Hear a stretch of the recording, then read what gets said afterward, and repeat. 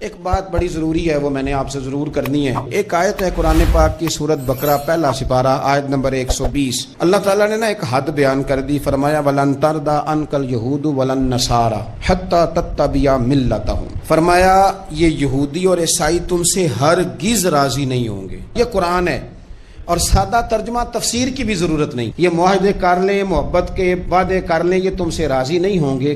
کب راضی ہوں گے؟ حتیٰ تتبع ملتہم، یہاں تک کہ تم ان کے دین کی پیروی کرنے لگ جاؤ۔ میرا جب پہلی دفعہ پاسپورٹ بنا تو میں نے سارا پڑھا، کتابیں پڑھنے کا شوق تھا شروع سے۔ اس کے ہر صفحے پہ لکھا ہے کہ سوائے اسرائیل کے، یعنی آپ پوری دنیا میں یہ سبز ہلالی پاسپورٹ لے کے جا سکتے ہیں، خبردار اسرائیل آپ یہ پاسپورٹ لے کے نہیں جا سکتے۔ یعنی اتنی نفرت کسی ملک سے کہ اس پر لکھ کے چھاپ دیا ہر صفحے پر کہ یہ پاسپورٹ سوائے اسرائیل کے ہر ملک کے لیے کارآمد ہے۔ میرا سوال ہے عرب کے ان لیڈروں سے جنہوں نے اسرائیل کے ساتھ معاہدہ کیا، مجھے بتاؤ تمہیں فلسطین کی بیٹیاں بھول گئی نا ساری کی ساری؟ تمہیں وہ ماں بھول گئی نا جو مسجد اقصیٰ کے دروازے پہ کھڑی ہو کے چیخیں مارتی تھی اور کہتی تھی کوئی علی کو خبر کرو کہ میری بچیاں قید میں ہیں؟ اور بھول گئی؟ تمہیں وہ بہن بھول گئی نا جس پر شراب کی بوتل انڈیڑتے تھے اسرائیل کے فوجی؟ وہ آپ کو ابھی بھی ویڈیو مل جائے گی۔ وہ انڈیلتے تھے شراب کی بوتل، اسے پکڑتے تھے، دست درازی کرتے تھے، اور وہ بیٹی کہتی تھی یا رحمت للعالم۔ بھول گیا تمہیں وہ سارا کچھ؟ تم نے 1 منٹ لگایا اور تم معاہدہ کس سے کروا رہے ہو؟ امریکہ کے صدر سے؟ اتنا ظلم کیا تم نے، اتنا قاتل کے ساتھ معاہدہ؟ کیا سمجھتے ہو فلسطین والوں کا کوئی والی وارث نہیں؟ سنو، میرے رسول کریم صلی اللہ علیہ وسلم نے فرمایا میرا کوئی مالدار امتی دنیا سے چلا جائے، پیسے جائیدادیں چھوڑ کر، نبی پاک صلی اللہ علیہ وسلم نے فرمایا مسلمان ایک جسد واحد کی طرح، ایک جسم کی طرح، ایک حصہ تکلیف میں ہو تو دوسرا اس کی درد محسوس کرتا ہے۔ انسان کے وجود کے اندر سب سے قیمتی اس کا دماغ ہوتا ہے، اسی سے سوچتا ہے، اسی سے وہ عمل کرتا ہے، اسی سے منصوبہ بندی کرتا ہے، اسی سے وہ مومن ہوتا ہے، اسی سے معاذ اللہ کافر ہوتا ہے۔ اور وجود کے اندر جس کو درجے کے لحاظ سے بولنے میں بعض اوقات کم درجہ سمجھا جاتا ہے وہ پیر ہوتے ہیں۔ اور تو میری ٹھوکر کے بھی قابل نہیں، میں تجھے جوتے کی نوک پہ، پیر کی نوک پہ بھی نہیں سمجھتا۔ ہم یہ کہتے ہیں محاورتاً کہ تو پیروں کے قابل بھی نہیں، یعنی سب سے اعلیٰ درجہ دماغ کو دیا، دل کو دیا، اور سب سے ہلکا درجہ پاؤں کو دیا۔ لیکن مجھے بتلائیے گا اگر کبھی پاؤں کی سب سے چھوٹی انگلی، چھنگلیا، چیچی، اس پہ اگر کبھی زخم لگ جائے تو جسم کا سب سے اعلیٰ حصہ دماغ ہے، دماغ نے کبھی یہ کہا ہے کہ چھوڑو یہ تو سب سے نچلا درجہ ہے، نہیں جانا ڈاکٹر کے پاس، اتنا ٹائم کہاں ہے، رہنے دو، چھوٹی سی تو انگلی ہے، خیر ہے؟ ایسا کبھی ہوا ہے؟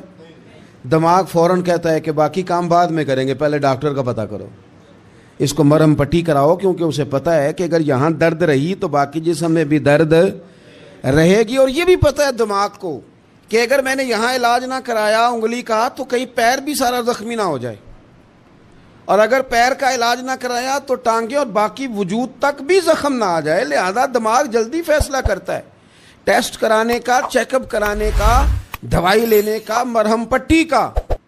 اور میرے بھائی مسلمان ایک وجود کی طرح ہے۔ یہ تو ہو سکتا ہے کچھ مسلمان ملک غریب ہوں اور کچھ کے پاس تیل کے کنویں ہوں، کچھ کے پاس سونے کے پہاڑ ہوں، یہ تو ہو سکتا ہے کہ بعض اوقات یہ وہ سمجھ لیں کہ ہم اعلیٰ درجے کے ہیں، لیکن یہ یاد رکھیں اگر ایک جسم کی طرح ہیں، سوچتے ہیں اور ہیں، کیونکہ نبی پاک نے فرمایا ہے، اگر اس طرح سوچتے ہیں تو پھر میرا خیال ہے کہ جس طرح تیل کے کنویں والے کو اپنی درد ہوتی ہے نا، سونے کے پہاڑوں والے ملک کو جس طرح اپنی درد ہوتی ہے نا، اس طرح اسے کسی کو بھیکارت کی نظر سے دیکھنا نہیں چاہیے، چونکہ جسد واحد ہے۔ اور جسد واحد میں اگر کوئی درجہ بڑا بھی رکھتا ہو کہ جناب ہمارے پاس ایک بڑی جگہ ہے، متبرک جگہ ہے، ہم بڑے ہیں، تو آپ بڑے ہیں، لیکن بڑا دماغی یہ فیصلہ کرتا ہے کہ بھائی وہ چھوٹا سا پیر کا حصہ زخمی ہے، جلدی کرو، علاج کراؤ، لیکن بڑے دماغ والا کہے کہ میرا گھر تو محفوظ ہے۔ معراج کی بات کرنے کا تو اب وقت آیا ہے، اس لیے کہ معراج کا سارا واقعہ تو مسجد اقصیٰ کے گرد گھومتا ہے۔ سبحان الذی اسریٰ بعبدہ لیلا من المسجد الحرام الی المسجد الاقصیٰ۔ حضور نے معراج کی رات مسجد اقصیٰ میں نماز پڑھائی تھی، اور ایک بار پھر سے طیبہ سے فلسطین میں آ، راستہ دیکھتی ہے پھر مسجد اقصیٰ تیرا۔ ایک بار حضور گئے تھے مکے سے مسجد اقصیٰ، اور پھر حضور فرماتے ہیں جب میں واپس گیا نا تو کفار نے جو کہ مسجد اقصیٰ دیکھی ہوئی تھی تو مجھ سے پوچھنا شروع کر دیا کہ مسجد اقصیٰ کی کھڑکیاں کتنی ہیں، دروازے کتنے ہیں، پلر کتنے ہیں۔ جب انہوں نے سوال جواب کیے تو حضور فرماتے ہیں کہ رب کریم نے مسجد اقصیٰ کو اٹھا کے میرے سامنے رکھ دیا۔ میں دیکھتا جاتا تھا، بتاتا جاتا تھا، کہہ لوں بات کر لوں۔ ایک دفعہ حضور مکے سے مسجد اقصیٰ آئے اور ایک دفعہ مسجد اقصیٰ میرے نبی کی زیارت کے لیے مکے گئی، حضور کی زیارت کے لیے مکہ شریف گئی۔ او میرے نبی تو صرف کسی چیز کی طرف ایک دفعہ دیکھ لیں تو وہاں رحمت کے پھول کھلتے ہیں۔ مسجد اقصیٰ کی طرف منہ کر کے 17 مہینے میرے نبی نے نماز پڑھی ہے۔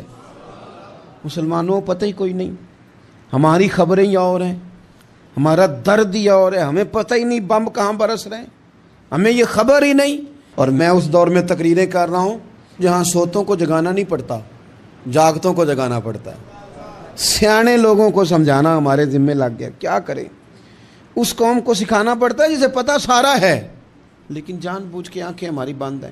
یہ مولوی کو بات کرتا تو لوگ کہتے دیکھو مولوی گالی دیتا ہے، لیکن اگر قائد اعظم محمد علی جناح کہے کہ اسرائیل امریکہ کی ناجائز اولاد ہے تو پھر تو تمہیں ہضم کر لینا چاہیے نا، پھر تو لبرل کو بھی ہضم ہونا چاہیے نا کہ قائد اعظم نے کہا ہے، اور اس ناجائز بچے کو تم نے اتنی طاقتیں دے دی کہ وہ مسلمانوں کے قبلہ اول میں نماز پڑھنے والوں کو بھی نہ بخشے۔ کہاں گئی تمہاری وہ انسانی حقوق کی بڑی بڑی تنظیمیں، کدھر گئی؟ اور میرا پاکستانی میڈیا سے بھی سوال ہے، چند دن پہلے سیالکوٹ میں ایک واقعہ ہوا، ناانصافی ہو گئی جی، ناانصافی ہو گئی جی ایک بی بی کے ساتھ۔ ہر بندے نے شور مچایا، بڑے بڑے طوفان اٹھتے ہیں، کیوں ہوا جی کیوں ہوا؟ تو مسجد اقصیٰ کی توہین ہو گئی تو پھر طوفان کیوں نہیں اٹھا؟ ٹاک شو کیوں نہیں ہوئے؟ بحثیں کیوں نہیں ہوئی؟ میں اس موم بتی مافیا کا کیا کروں؟ ان لبرل لوگوں کا کیا کروں؟ ان کے سپورٹروں ووٹروں کا کیا کروں؟ ان سیاسی جماعتوں کے کارکنوں کو کیا نام دوں کہ جو ان فضول بحثوں میں تو وقت ضائع کرتے ہیں، اور وہ مسجد اقصیٰ جس کے بارے میں میرے نبی پاک صلی اللہ علیہ وسلم سے ایک صحابیہ نے پوچھا تھا، یا رسول اللہ مسجد اقصیٰ میں نماز پڑھنا کتنا کو بہتر ہے باقی نمازوں کے مقابلے میں؟ تو حضور نے فرمایا 1000 گنا بہتر ہے۔ بی بی عرض کرنے لگی، سونیا میں جا تو نہیں سکتی، دل بڑا کرتا ہے۔ تو حضور نے فرمایا جا نہیں سکتی تو وہاں تیل ہی بھجوا دے، جس میں حاضری لگوانے کی حضور بات کریں جس مسجد میں۔